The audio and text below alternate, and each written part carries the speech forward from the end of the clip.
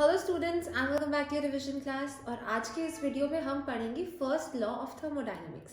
पिछले वीडियो में हमने पढ़ा था internal energy and internal energy change. So आज हम कंटिन्यू करेंगे फर्स्ट लॉ ऑफ थर्मोडायनेमिक्स के साथ। हम सब जानते हैं फर्स्ट लॉ ऑफ थर्मोडायनेमिक्स क्या होता है। See what first law of thermodynamics basically states. So it states that energy can neither be created nor be destroyed but can change from one form to another. ठीक है, मतलब energy ना ही create हो सकती है ना डिस्ट्रॉय हो सकती है, बस एक फॉर्म से दूसरे फॉर्म में चेंज हो सकती है। ठीक है, तो एनर्जी कभी डिस्ट्रॉय नहीं होती, बस अपना फॉर्म चेंज कर लेती है। फाइन, सो ये हमें हमारे फर्स्ट लॉ ऑफ थर्मोडायनेमिक्स ने बताया। हम या तो इसको ऐसे लिख सकते हैं that it states energy can neither be created nor be destroyed but can be change from one form to another, या फिर और हम इसको कैसे डिफाइन कर सकते हैं, हम इसको कहते हैं that energy of the universe energy of the universe always remain constant। देखिए, अगर एनर्जी ना ही क्रिएट हो सकती है ना डिस्ट्रॉय हो सकती है, ठीक है, सिर्फ फॉर्म चेंज करेगी लेकिन ना ही क्रिएट होगी ना डिस्ट्रॉय होगी, मतलब एनर्जी तो कांस्टेंट है ना, यही बात हुई। ठीक है, तो अगर सपोज मेरे पास एक कंटेनर में वाटर है, ठीक है, क्लोज्ड कंटेनर है, वाटर है, मैंने उसको हीट किया तो वो वाटर इवेपोरेट होएगा, लेकिन रहेगा तो उसी कंटेनर में, है ना। अमाउंट तो कांस्टेंट ही रहेगा वाटर का, बेशक इवेपोरेट हो जाए फिर उसके बाद में कंडेंस हो जाए। ठीक है, so this is what first law of thermodynamics states, that energy can neither be created nor be destroyed but can be change from one form to another, या फिर the energy of universe always remains constant. ठीक है, तो ये हमको बताया first law of thermodynamics में। Fine, so अब हम लेते हैं, सपोज हमारे पास let initial energy of system is E1। ठीक है, इनिशियल एनर्जी सिस्टम की E1 है। ठीक है, let Q is the heat given to system. ठीक है, तो हमारे पास अगर हीट गिवन है तो क्या होगा, प्लस क्यू। अगर हम सिस्टम को हीट दे रहे हैं तो प्लस क्यू होगा, और अगर हीट सिस्टम से बाहर निकल रही है, लॉस्ट बाय द सिस्टम है, तो माइनस क्यू होता है। फाइन, लेकिन इस केस में हम हीट सप्लाई कर रहे हैं, हीट दे रहे हैं सिस्टम को, तो प्लस क्यू है। Fine, and let W is work done on the system. ठीक है, तो अगर सिस्टम पे वर्क हो रहा है तो प्लस डब्ल्यू आएगा, अगर सिस्टम वर्क कर रहा है तो माइनस डब्ल्यू आएगा। फाइन, तो यहाँ पर work done is on the system तो प्लस डब्ल्यू होगा। फाइन, अब हमारे पास इनिशियल एनर्जी है E1, Q हीट है given to the system, that is plus Q, and W is the work done on the system तो plus W. Fine, तो अब हमारे पास जो फाइनल एनर्जी आएगी, fine, therefore the final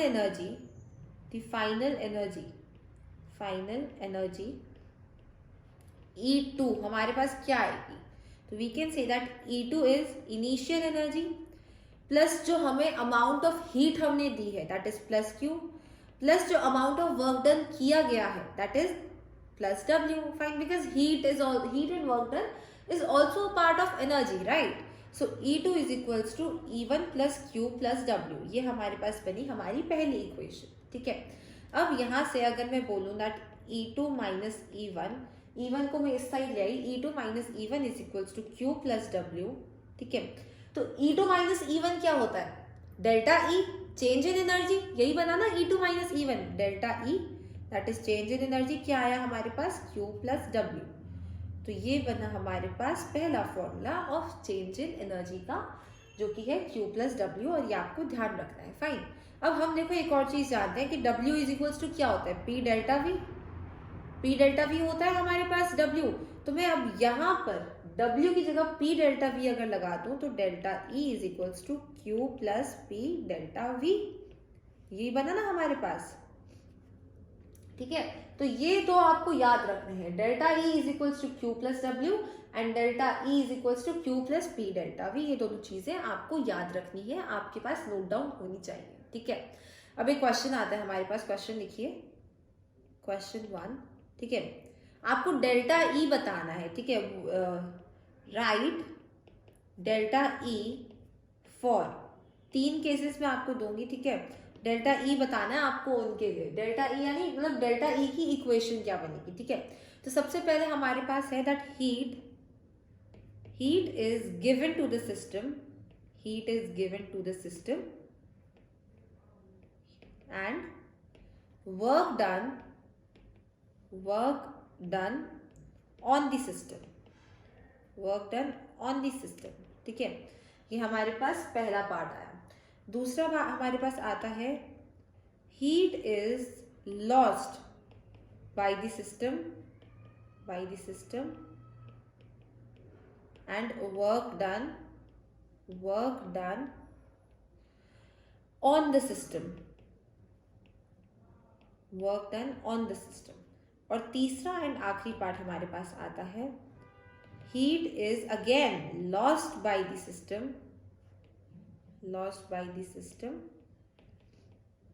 and work is done by the system, ठीक है। तो ये 3 पार्ट आपको दिए गए हैं। इन तीनों केसेस में हमारे लिए डेल्टा ई क्या होगा, ठीक है। तो चलिए देखते हैं। देखो सबसे पहले हमारे पास है heat is given to the system, मतलब सिस्टम को हीट मिली है। तो पहले पार्ट में हमारे पास क्यू क्या हो जाएगा, क्यू विल बी पॉजिटिव होगा बिकॉज हीट दी गई है सिस्टम को। And work is done on the system, मतलब W भी हमारे पास क्या आएगा, पॉजिटिव आएगा, ठीक है। तो डेल्टा ई की वैल्यू हमारे पास यहाँ पे क्या बन जाएगी, Q plus W as usual, ठीक है। Delta E equals to Q plus W. अब बी पार्ट की अगर हम बात करते हैं, second part, heat is lost by the system से एनर्जी हीट बाहर गई है, ठीक है। Heat is lost by the system and work done on the system, ठीक है। मतलब क्यू क्या है, हीट लॉस्ट है, ठीक है, लूज करी है सिस्टम ने हीट, तो माइनस नेगेटिव आएगा।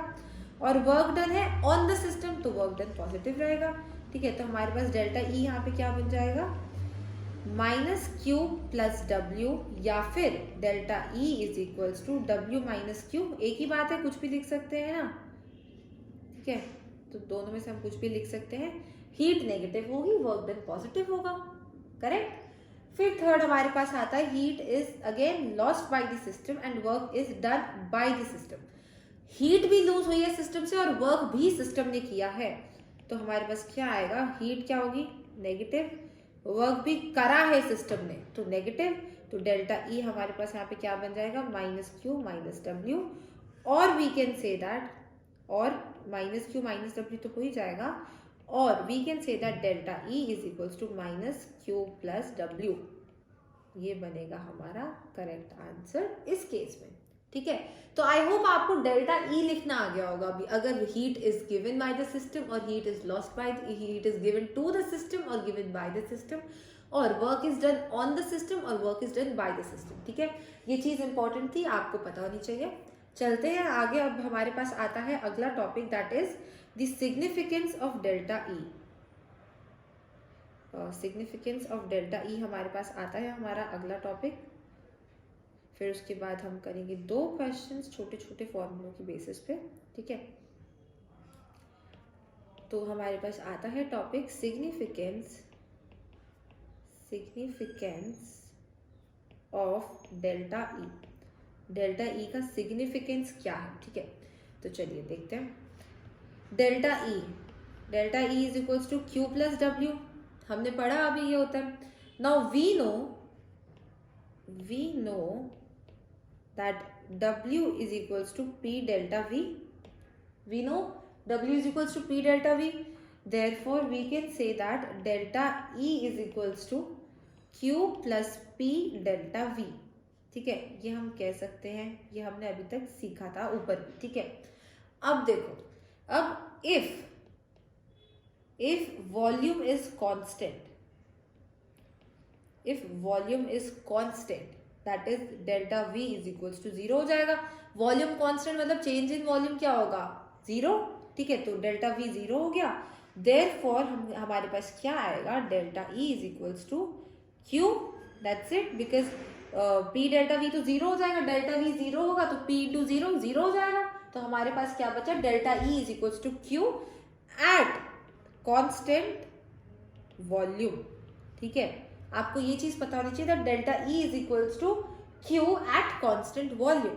और यहां से हमारे पास सिग्निफिकेंस ऑफ ई क्या आ जाएगा, देखो पहले देखो, अगर कांस्टेंट वॉल्यूम है तो मैं इसको ऐसे लिख दूंगी, delta E is equals to Q P, या तो हम लिखें delta E is equals to Q at constant volume, या फिर ऐसे लिख सकते हैं delta E is equals to Q P, sorry Q V, यहाँ पे I am sorry it's Q V because we are talking about constant volume, so it's Q V. ठीक है, तो यहाँ से सिग्निफिकेंस क्या है, आप यहाँ तक नहीं छोड़ सकते, आपको सिग्निफिकेंस लिखना है। हमारे पास डेल्टा ई का सिग्निफिकेंस क्या आएगा, तो delta E signifies heat change at constant volume. लिख लीजिए, delta E signifies heat change at constant volume। ठीक है, तो ये बनेगा हमारे पास सिग्निफिकेंस डेल्टा ई का। अब हमारे पास आते हैं दो छोटे छोटे क्वेश्चन हम करेंगे यहाँ पर। We have 2 questions here. ठीक है, इसको थोड़ा नीचे कर देती हूँ।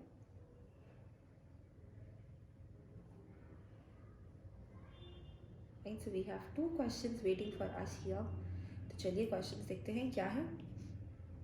देखिए, डेल्टा ई कैलकुलेट करना है। डेल्टा ई के फॉर्मूले क्या है हमने अभी पढ़ा। ठीक है, calculate delta E when a system absorbs 15 kilo joules of heat.